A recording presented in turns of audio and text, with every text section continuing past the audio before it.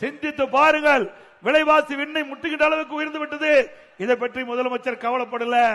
திரைப்படம் பார்த்து ரசித்துக் கொண்டிருக்கின்றார். விவசாயி டெல்டா மாவட்டத்தில் விவசாயிகள் கடுமையாக மழை வெள்ளத்தால் பாதிக்கப்பட்டுட்டாங்க. பயிர்கள் எல்லாம் அழுகிவிட்டது, நெற்பயிர்கள் அழுகிவிட்டது.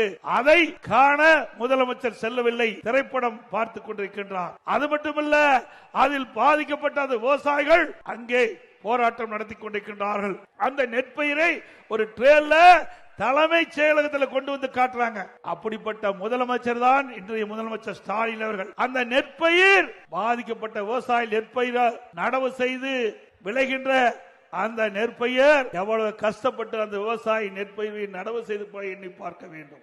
விவசாயம் என்பது சாதாரண விஷயம் அல்ல. கடின உழைப்பு, வெயிலையும் மழையும் பொருட்படுத்தாமல் ரத்தத்தை வேர்வையாக சிந்தி உழைக்கின்ற ஒரு விவசாயி, விவசாய தொழிலாளி. அப்படிப்பட்ட விவசாயி மதிக்காத முதலமைச்சர் இன்றைய முதலமைச்சர் ஸ்டாலின் என்பதை நாம் எண்ணி பார்க்க வேண்டும்.